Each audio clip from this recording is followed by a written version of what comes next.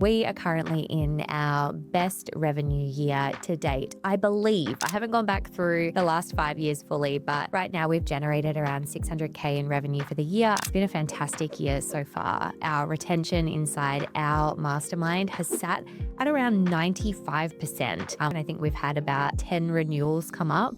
Hi, I'm Ellie Swift, and welcome back to the Scalable Freedom Show. I am so incredibly happy to be here with you for a solo episode, which we haven't done in a little while. We've been doing heaps of guest episodes, and I really wanted to take you behind the scenes today of 2026 so far for Swift Ventures.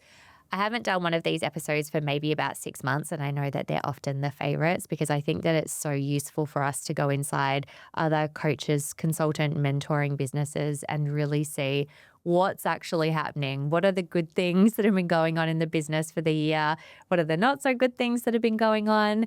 And I know, as part of this, it's really nice to share a bit of a personal update as well. So I'm going to do that at the end of this episode. I'll take you through my word for the year, what's worked with that, what hasn't worked so well, some of the highlights from the year so far, some of the things that we're going to be working on for the next 90 days. And then I'll bring you inside a little bit more of the personal life and what's going on, which is basically just me talking about Sunny. Okay, so my word for this year, I shared it, I think at the start of this year or the end of last year, is leverage. And really, when I chose that word for the year, the entire point of that word was to look at what we do inside the business and really see how we can compound that and make it more efficient and more effective across every area of the business. So at the time of recording this, we're 10 years into this business. I've been coaching for 10 years in September. And yes, we need to do something incredible to celebrate that come September. So as I was looking at the business, and I'm always kind of assessing, like, what do we do well? What can we improve on? Something that I really noticed was that, 10 years in, there are so many moving parts to this business now. There are so many things that I want to continue to do. There are so many things inside the business that have grown over time that really the main undercurrent of all of it is always, how can I buy back my time? How can I be more efficient, more effective? How can I create more with less? And so that was where that word leverage came from. It was really all about looking at, well, what can I do so that every single task inside the business, not just the tasks that I do, but the tasks that the team do, the processes, the systems, the AI tools, everything is about getting 10 units from every 1 unit of time that we put in. And so everything has been filtered through that lens. And so overall, what that looks like inside the business is things like, every time we're starting a new project, we're looking at how we can make it more efficient. We're looking at how we can use both team and AI to simplify everything. We're looking at how we can do things like take this podcast and clip it for socials, make it an email newsletter, make it a topic that I'm teaching somewhere else. We're running workshops that we're also using as curriculum inside the mastermind model. Like every little thing that we do, how can we get the most amount of leverage out of it? And so overall, when I think about that word and how it's worked this year, I think it's worked really effectively. The things that I've had to be really mindful of is my desire to want to come in and overcomplicate and mess things up and go, but how fun would it be to create this as well and do this thing over here? And so really having to remind myself that leverage means me doing less with more. So that's how I would describe the word for the year overall. Let's talk a little bit about what's worked really well inside the business this year. Okay, so let's talk about what's working really well inside the business this year so far. So we are currently in our best revenue year to date, I believe. I haven't gone back through the last 5 years fully, but right now we've generated around 600K in revenue for the year. I'm recording this in May. It's been a fantastic year so far. Our retention inside our mastermind has sat at around 95%. We've actually had only one person leave this entire year, and I think we've had about 10 renewals come up, which is fantastic. I'm so proud of that. I'm so proud of the products inside the business. We've had incredible students come through the mastermind model consistently throughout the year. It's been a fantastic year across the board. Some of the highlights for the year so far are that we launched our first in-person retreat. Now, if you're hearing this and you're like, I haven't heard anything about it, it hasn't been launched publicly. It's only been launched to clients so far. So we launched it while I was in the US, and 10 of the spots and all of the accommodation sold out within the first 30 minutes to our clients. I knew our clients were excited about it, but I was incredibly blown away by that. It was just so amazing to know that they were as excited as I was, and that we're going to have this amazing in-person experience that I've wanted to do for literally years. So context to this is that I planned to run a retreat about 4 years ago now, 4 or 5 years ago, and then COVID hit. So it would have been 5 years ago. So that's how long I've wanted to do an in-person retreat, because it was COVID, then IVF, then pregnancy, and here we are. So we've got our incredible in-person retreat coming in October. If you're listening to this and you're like, I want to sit in that room, we have 8 spots left. Go on over to Instagram and DM me the word retreat if you want one of those to be yours. They're going to go super quickly. I'll only announce them to our wait list. And so if that's something that you're interested in, make sure you DM me the word retreat so that you can be the first to find out when that is available. I'll be sharing those spots within the next couple of weeks after this episode is released. So that's been a massive highlight for the year, and I'm obviously so excited to run that retreat. We've also been running workshops to bring people into the mastermind model. They've been working well. Now, I will say we haven't run as many as I would have liked, which was really just a case of probably me looking at thinking that I had more time than I actually had available. But the ones that we have run, we've generated at between 10 and 20% conversion rate. We've had incredible students come into the mastermind model, and that funnel is something that we really want to double down on and ramp up for the rest of the year. Overall, when I look at the business, the things we've done well so far is really solidify the strategies that we're going to continue with at more scale, at more leverage for the rest of the year. So again, if I come back to that word, I think it's going to come into effect even more in the second half of 2026, because the first half of 2026 has really been about going, well, what are our key strategies that we're incorporating this year? And if you're listening to this as a coach or consultant, you will know that this year has been more dynamic in our space than probably any other year. So we've definitely spent more time in strategizing and really working out what actually works, what actually gets cut through, because it's not 2021 or 2023 when you just do a post or you just create something new, you release it and it just gets thousands and thousands of hits. We've got to be more strategic and discerning about what our strategies look like this year. So we've spent a lot of time really making sure that our messaging's right, that our funnels are right, that every piece fits within the business really well so that we can then compound that. So again, that word leverage is going to play out probably more for the second half of this year. So overall, that's what's worked really well. The retreat release, our programs, and those workshop funnels, even though we've done a few less than I would have liked. Okay, so let me now roast myself a little bit. I want to share with you the things that haven't gone as well inside the business this year, the areas where I'm like, if I could do that again, I would do it slightly differently. So the first one is that we have not had the level of podcast production that I wanted to for this first quarter of the year yet. So that's been for a number of reasons, but ultimately the podcast system that I really planned out in my mind hasn't really eventuated as yet. I know that that's about to change, and it's just been a process that has been slower going than I wanted in terms of video podcasting and getting all those pieces together with our team.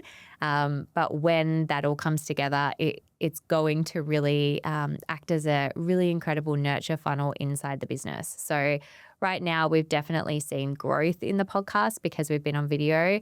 There are many pieces that haven't worked that we've needed to iterate. I would have wanted to be in May going, yes, this is all working so well. I'm obsessed with what we've done with bringing YouTube and bringing in video to the podcast. I'm not at that point yet. Keeping it real, I'm not at that point yet, but we will be. Now, because that process hasn't been as seamless as I wanted it to be, I have taken a massive backseat in terms of the amount that I've been visible on email and on Instagram this year. So email and Instagram are really like the two main content players for us outside of our long form podcast. So email is where we have communication with like our warmest, closest peeps, again, outside of this podcast. And Instagram's where all my main short form content goes.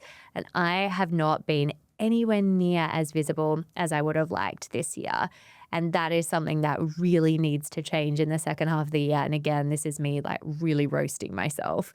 So when I think about visibility this year, in a time where I think we really need to be more visible than we've ever been, I have not personally done that.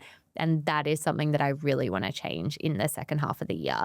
And I can see that when we focus and double down on that more effectively, it's going to transform things for us inside the business.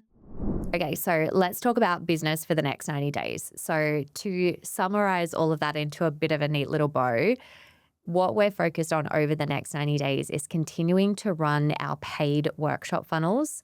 We are also going to be adding on weekly or fortnightly workshop funnels for a free workshop to the mastermind model. Workshops are working so well in 2026. So we're massively doubling down on multiple funnels in this space. We're going to be ramping up our visibility on socials and on email and really leveraging and compounding on the seeds that we've planted for the first half of this year. So from where I'm sitting right now, I'm really happy with where we're at. I'm feeling amazing in myself, which I'll talk about in just a moment. The team is fantastic. We've got a really solid team, really amazing group of suppliers, and I feel really great about what's coming for the rest of this year.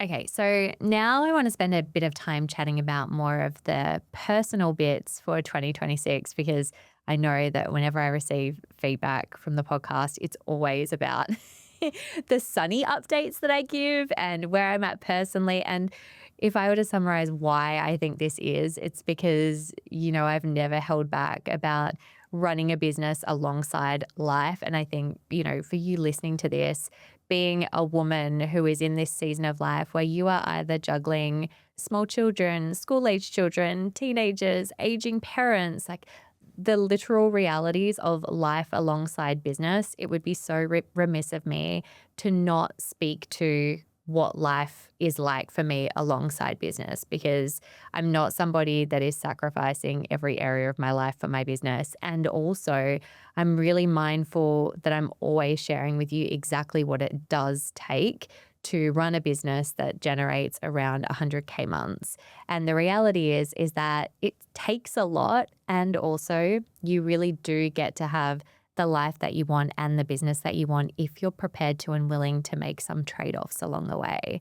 So for me this year, I was literally thinking about this as I was driving to the podcast studio. What do I want to share with you right now about life and personal life? And the biggest thing that came up for me as I was thinking about that was that I wanted to share the season that I'm in and the trade-offs that I'm making and the priorities that I have. So priorities for me right now in this season of life are to be the best mama to Sunny that I can possibly be.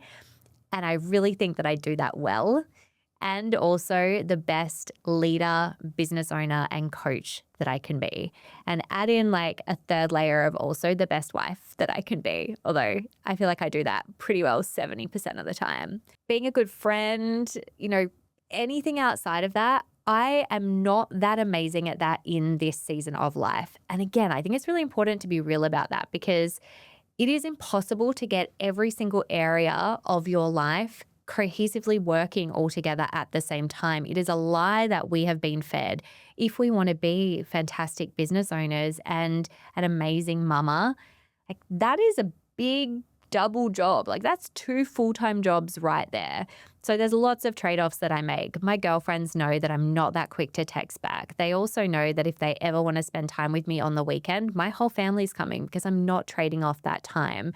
I am always with Sunny when I'm not working. My priority when I'm not working is to be present with her, like truly present with her, playing with her, talking with her, being with her. So there are so many things that I'm either outsourcing, deleting, getting off my plate so that I can do that.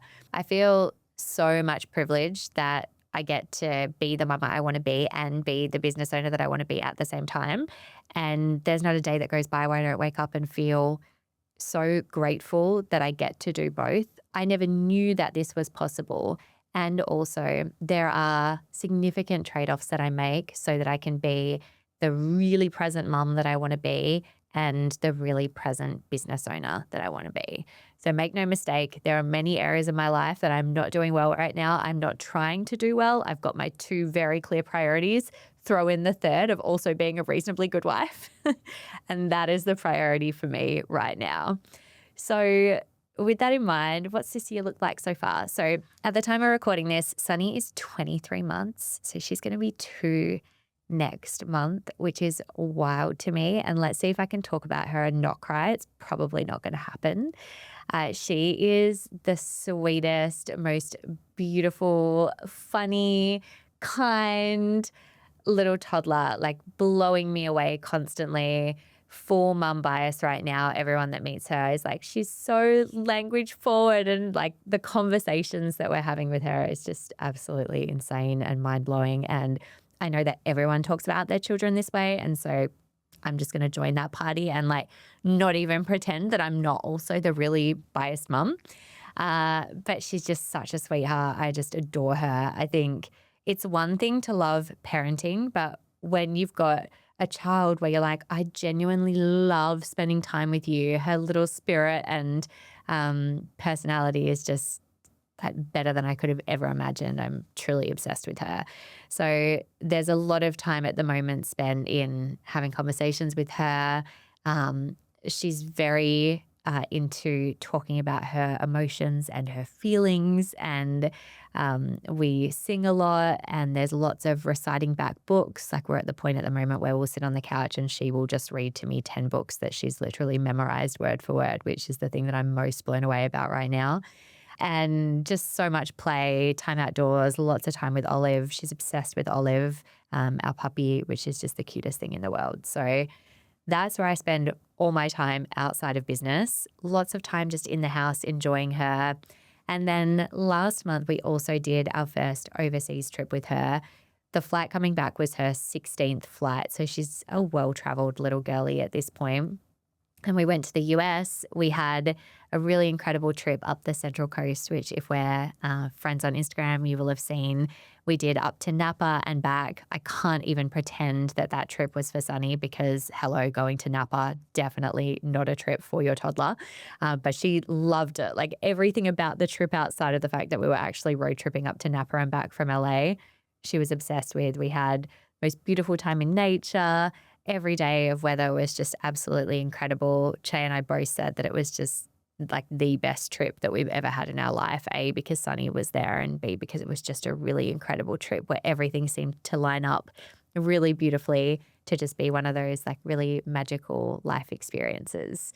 So that was incredible. Loved doing that with her. But outside of that, we are spending a lot of time at home, a lot of time just being with her in our little toddler bubble right now. If I could freeze time in this moment, I absolutely would. And up until 2 months ago, I was still feeding her. So I've only just stopped breastfeeding about 2 months ago. And so for me, the changes that I feel having been on such a massive hormonal roller coaster for the last few years of doing, 3 years of IVF and preconception, then being pregnant, then breastfeeding for almost 2 years. I thought that I was back to me, but truly it wasn't until I finished breastfeeding 2 months ago that I was like, oh, this is how it feels to be in my own body again. Like the difference is truly night and day. So it does feel like the veil has been lifted in so many ways, and I'm just in a season of, yeah, it feels really good to be me in my body, running my life and business like on my terms right now. So like I said, if I could freeze time, I would. I'm definitely recording this from a moment in time where life and business feels really wonderful. Obviously, everything is cyclical. There are always trade-offs. But right now in this particular season, I'm really, really happy with where we're at in life. So like I mentioned, I'm sharing this from the seat of life being really wonderful right now. And if you're listening to this episode and maybe you haven't listened to podcast episodes over the last couple of years, perhaps you're a newer listener here, I think it's really important to also speak to the fact that I am sharing this after a really massive few years in my personal life. So just to recap a little bit, the really quick version of that. And we have many podcast episodes that speak to this journey if you want to go back through the archives. But overall, it took me 3 years to conceive Sunny. So we went through a massive 3-year preconception journey with her. And then obviously into pregnancy and into the first 2 years of life, being postpartum, learning how to run a business, which for the most part was wonderful. And also, if you are a mum, you will know that those first couple of years are really, really big postpartum. So as I look back, it's been really 5 years of navigating a lot in life alongside a lot in business. And so again, while I'm speaking to life right now, being in this season where things feel very light, things feel very incredible for me, I also know what it feels like to walk through the fire. I also know what it feels like to be in a season of life and business where things are really, really challenging. And I think it's really important to speak to that as well, because if you are in that season right now, if things are feeling challenging, if you feel like you're walking through the fire in your personal life or in your business, I hope that you can hear this and know that, it's that reminder that there will be a time where you'll come out of that tunnel, you'll come out the other side, and things will feel really good again for you in life or in business. We all go through those seasons. I will be in those seasons again. And right now, it's nice to not be in that season as well. All right, so really appreciate you being here with me for this episode. Like I said, I really wanted this to be an episode where it's us having a chat on the couch, bringing you inside where I'm at in the business and in life right now. It's a great season. I love having you here. I hope that it's inspired you in your business to look at what's working really well for you, what's not working so well. Perhaps there's been a little bit of permission around knowing that you need to make trade-offs if you are in a season of growth. We are continuing to do that 10 years into the business. Truly, there is never not a season where there will be trade-offs, and that is okay. There is not anything wrong if that is where you're at right now as well. Thank you so much for being here. Loved recording this with you. Till next time.